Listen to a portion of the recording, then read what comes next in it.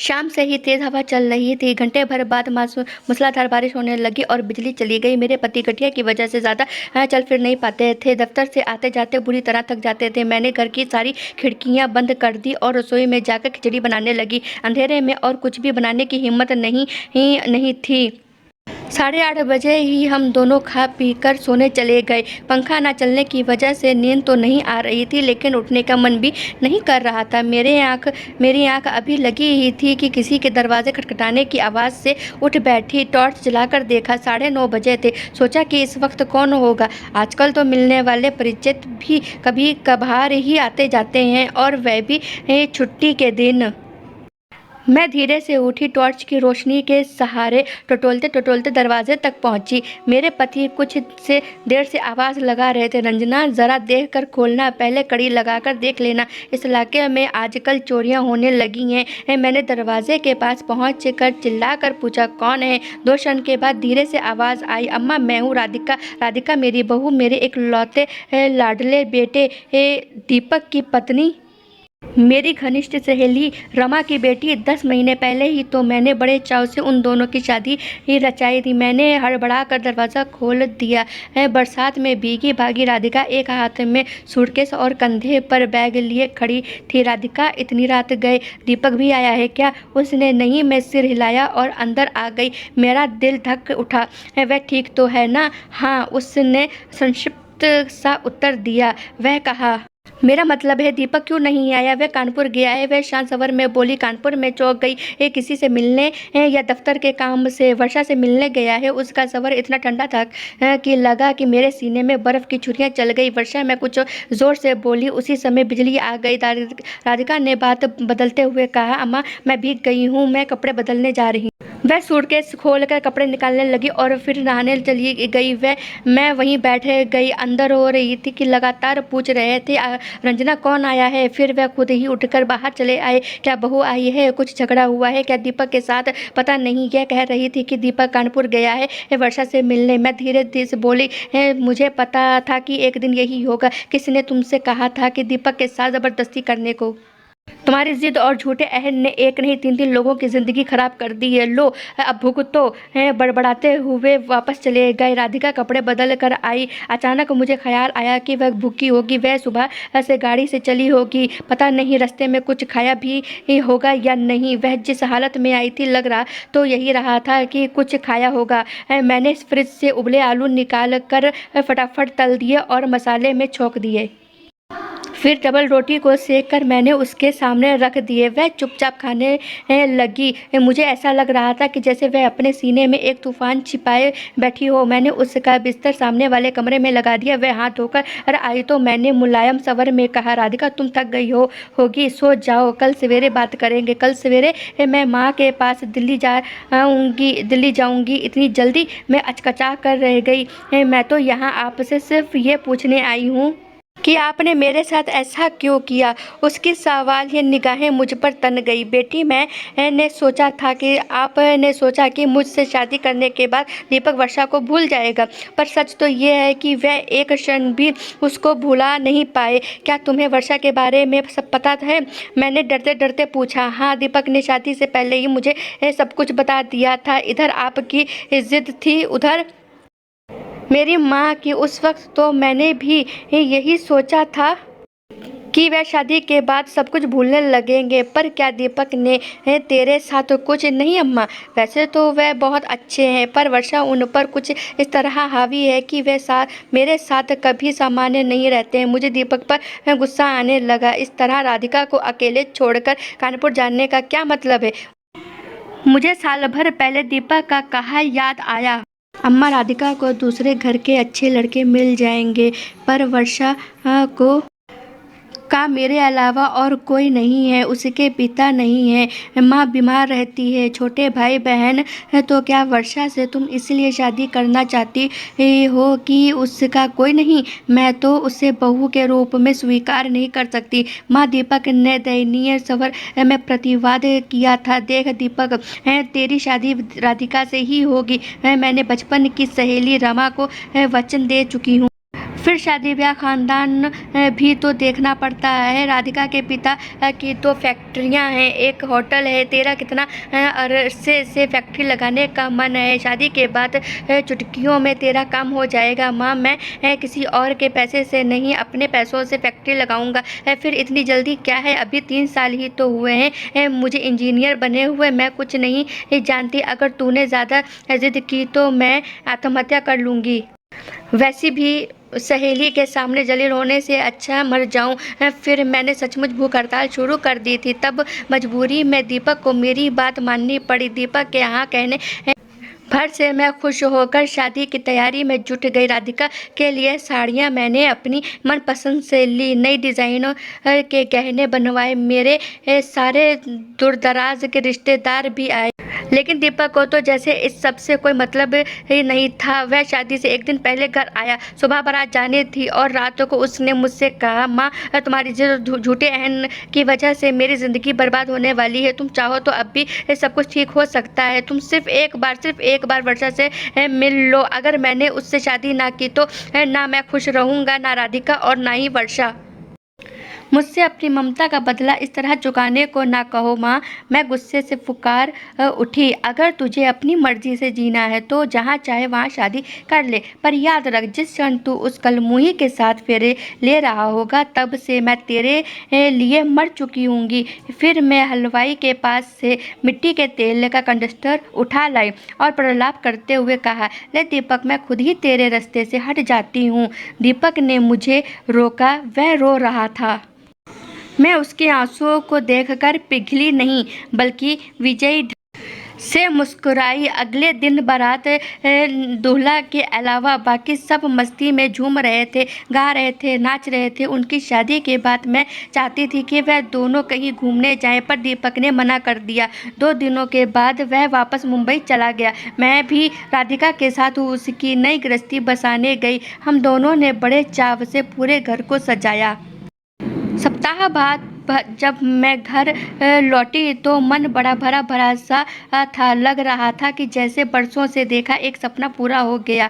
मेरे गुड्डे गुड्डी का घर बस गया। उस वक्त मैंने ये सोचा ही नहीं कि जीते जागते इंसान गुड्डा गुड्डिया जैसे नहीं होते हैं। अगर सोचा होता तो राधिका आधी रात को अकेले आकर मुझसे ये सवाल ना पूछती। अचानक मेरी तंद्रा भंग हुई और कहा, राधिका, तुम कल दिल्ली नहीं जाओगी, हम दोनों कानपुर जाएंगे।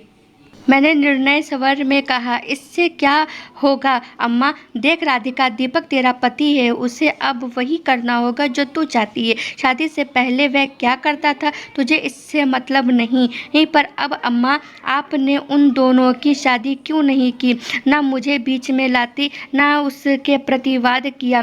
वह लड़की दीपक के लायक नहीं है, मैंने शुष्क स्वर में कहा। क्यों नहीं है अम्मा? वह भी पढ़ी लिखी है, सुशील है, इसलिए आपने उसे नहीं स्वीकारा कि वह पैसे वाले घर की नहीं है, या उसने मेरे नाम पर चोट की? राधिका, तुम्हें पता नहीं तुम क्या कह रही हो। मैं और रमा बहुत पहले तुम दोनों की शादी तय कर चुकी थी। शादी ब्याह में खानदान का भी महत्व होता है बेटी। अम्मा, अगर मुझे पता होता कि आपने इस शादी के लिए दीपक से ज़बरदस्ती की थी तो मैं कभी तैयार ना होती।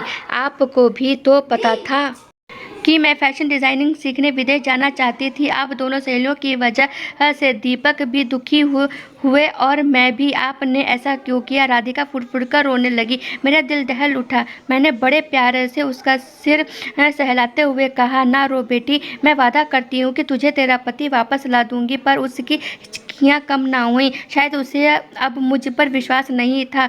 पूना से मुंबई और फिर वहाँ से कानपुर, हम दोनों ही थक कर चूर हो चुकी थी। मुझे पता था कि वर्षा भारत केमिकल में काम करती है, एक बार दीपक ने ही बताया था। वह दोनों कानपुर के इंजीनियरिंग कॉलेज में साथ साथ पढ़ते थे। दीपक छुट्टियों में जब भी घर आता वर्षा का जिक्र ज़रूर करता, पर मेरा उससे मिलने का कभी मन ना हुआ। हमेशा यही लगता कि वह मेरे दीपक को मुझसे दूर ले जाएगी।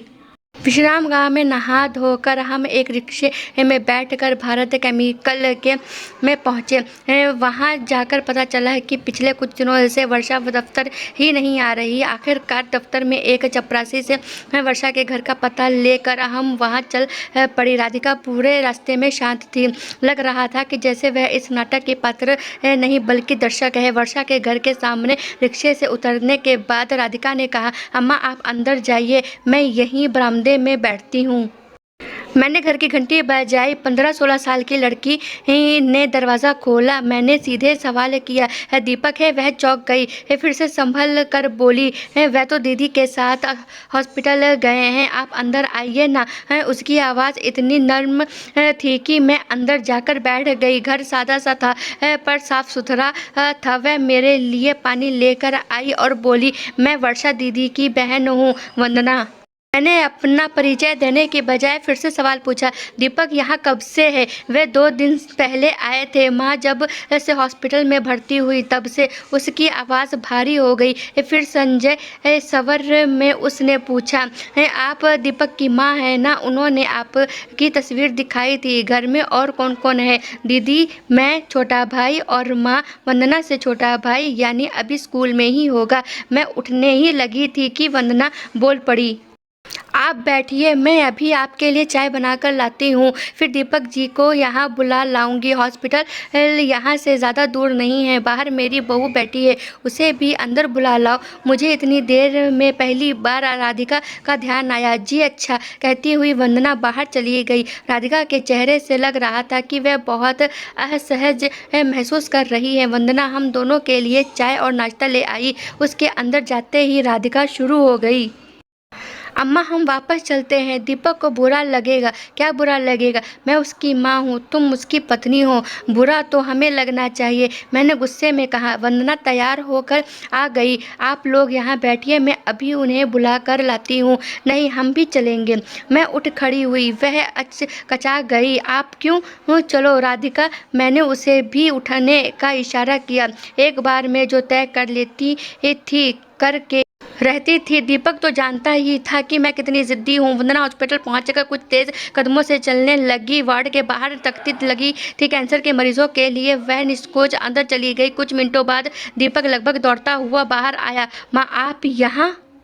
मेरे पीछे खड़ी राधिका उसे दिखी नहीं, पर मुझे दीपक के पीछे आती एक दुबली पतली कंधे तक कटे बालों वाली सांवली लड़की, लेकिन अच्छे नए नक्श वाली लड़की दिख गई। मैं समझ गई यही वर्षा है। दीपक के कुछ कहने से पहले मैं फट पड़ी, तुम्हें कुछ ख्याल भी है कि तुम्हारा घर बार है, पत्नी है, माँ है और तुझे सब पता है। माँ, मैं भूलना चाहता हूँ तो भी आप भूलने कहाँ देती हैं? आप ज़रा धीरे बोलिए, यह अस्पताल है। उसके स्वर में कड़वाहट थी। वह पहली बार मुझसे इस ढंग से बोल रहा था। अचानक वो दोनों बाहर दौड़ती हुई आईं। दीदी जल्दी अंदर चलो, माँ को होश आ गया है। वर्षा और दीपक तेजी से अंदर भागे। मेरे कदम भी उसी दिशा में बढ़े। राधिका भी मेरे पीछे चली आई। कमरे में एक कृषिकार्य महिला बड़े प्यार से दीपक का हाथ थामे बैठी थी। मुझे देखकर दीपक ने कुछ हड़बड़ाते हुए कहा, आप इतने दिनों से मेरी माँ से मिलने को कह रही थी। देखिए, वे आपसे मिलने आई हैं। मुझे देखकर उस महिला की आंखों में आंसू भर आए। वह हौले से बोली, बहन जी, मैं मरने से पहले आपसे एक बार मिलना चाहती थी। आपका बेटा दीपक मेरे लिए देवदूत जैसा है। पता नहीं वर्षा ने ऐसा क्या कर्म किया है जो उससे दीपक जैसा। उनकी आवाज़ आंसुओं में धुल गई। मैं हतप्रभ सी खड़ी रही। अचानक वर्षा की माँ का ध्यान राधिका की ओर गया। ये कौन है बेटा? दीपक ने तुरंत धीरे से कह डाला, मेरी मौसेरी बहन है, माँ के साथ आई है। राधिका के चेहरे का रंग लाल हो उठा। वह एक झटके में कमरे से बाहर निकल गई। उसके पीछे पीछे मैं भी बाहर जा पहुंची। वार्ड का बाहर एक कुर्सी पर बैठकर वह सिसकियां भरने लगी। मेरी लाडली बहू रो रही थी और मेरा गुस्सा लगातार बढ़ रहा था। 2 कौड़ी की महिला के सामने दीपक जलील किया। उसकी ये हिम्मत! दीपक वार्ड से बाहर आया और मेरे पास न आकर सीधा राधिका के पास पहुंचा और कंधे पर हाथ रख के बोला, मुझे माफ़ कर दो, मैंने तुम्हें जलील करने के इरादे से ऐसा नहीं किया था। उस वक्त मुझे कुछ भी नहीं सूझा। दरअसल वर्षा की माँ मेरी शादी के बारे में नहीं जानती। उसकी ज़िंदगी में एकमात्र आशा की किरण वर्षा से मेरी शादी है। इस वक्त जब वह कैंसर के अंतिम चरण से गुजर रही है, मैंने अपनी शादी की बात बताकर उस समय पहले उसे मारना नहीं चाहता।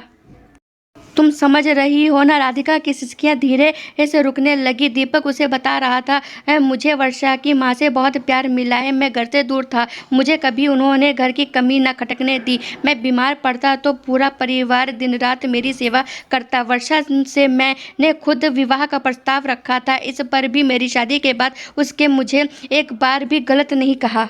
क्या इस परिवार के प्रति मेरा कोई कर्तव्य नहीं है? मुझसे ये लोग किसी चीज़ की कोई उम्मीद नहीं रखते, पर अगर मैं इस वक्त इनका साथ नहीं दूंगा तो खुद की नज़रों में गिर जाऊंगा। राधिका, मुझे तुमसे कोई शिकायत नहीं है। मैंने तो तुमसे कहा था कि मैं 2-3 दिन में वापस आ जाऊंगा, फिर भी तुम्हें सब्र क्यों ना हुआ? राधिका का रोना रुक चुका था। वह गंभीर स्वर में बोली, मुझे माफ़ कर दो दीपक, मैंने तुम्हें गलत समझा। दरअसल शादी से पहले जब तुम मुझे मिले थे और वर्षा के बारे में बताया था, तभी मुझे समझ जाना चाहिए था। मैं तो बेकार में ही तुम दोनों के बीच में आ गई।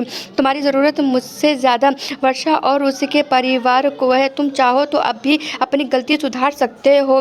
मैं तुम्हें आज़ाद करती हूँ दीपक। मैं दिल्ली लौट जाऊँगी और फैशन डिज़ाइनर बनने का सपना साकार करूँगी। मैं हक्की बक्की खड़ी रह गई। मुझे लग रहा अस्तित्व है ही नहीं। मेरे बनाए गुड्डे गुड़िए अब इंसानों की भाषा में बोलने लगे थे। राधिका, इतनी जल्दी कोई निर्णय मत लो, शादी कोई खेल नहीं है।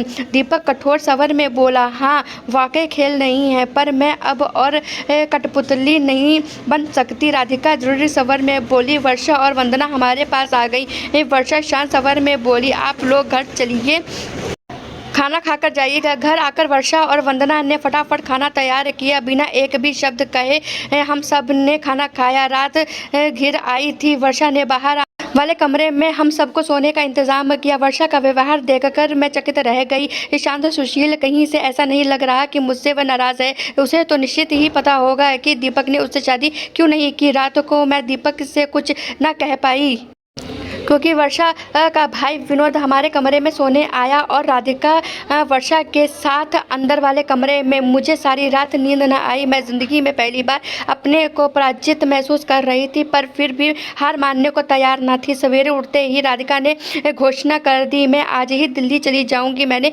दीपक से कहा, देख बेटा, राधिका को रोक ले, तू उसे अपने साथ मुंबई ले जा। अम्मा, अब उसे कुछ दिनों के लिए दिल्ली जाने दो। अब तुम हमारी ज़िंदगी में दखल ना ही दो तो अच्छा है। हमारी ज़िंदगी है, हम रोते या हंसते हुए काट लेंगे। आप जो करना चाहती थी वह तो हो ही गया। मैं जब जानबूझकर गड्ढे में गिरा हूँ तो शिकायत क्यों करूँ? दीपक भी उसी शाम की गाड़ी से मुंबई लौटना चाहता था। उसने मुझे भी पूना तक का टिकट ला दिया। मेरे चलते समय वर्षा सामने आ ही नहीं। पता नहीं क्यों मेरा दिल उस सहनशील लड़की के लिए कसक उठा। वंदना और विनोद बाहर तक छोड़ने आए। राधिका की गाड़ी पहले छूट रही थी। वह वंदना से भावुक स्वर में बोली, अपनी दीदी से कहना मैं उसके बीच की दीवार नहीं हूँ। जिंदगी में रोशनी के हकदार हम सभी हैं। फिर दीपक से कहा, इस बार तुम निर्णय समय लेना। दीपक ने संयत होकर कहा, इस समय तो तुम भावुक में बह रही हो। कोई भी रिश्ता इतनी आसानी से काट कर नहीं फेंका जा सकता। तुम सोचकर जवाब देना, मैं इंतजार करूंगा। फिर राधिका ने मेरी तरफ देखकर हाथ जोड़ दिया। दीपक ने मुझे महिला डब्बे में बिठा दिया और खुद मुंबई जाने के लिए बस स्टैंड की तरफ बढ़ गया। ज्यों ही गाड़ी चली, मुझे चक्कर सा आने लगा कि मैंने ये क्या कर अपने स्वार्थ के लिए 3 युवाओं को दुखी कर दिया। ये तीनों अब कभी खुश नहीं हो पाएंगे। इनके सपनों के एक हिस्से में ग्रहण लग गया और वह ग्रहण मैं हूँ। मैं फूट फूट कर रोने लगी। आखिरकार मैं हार गई।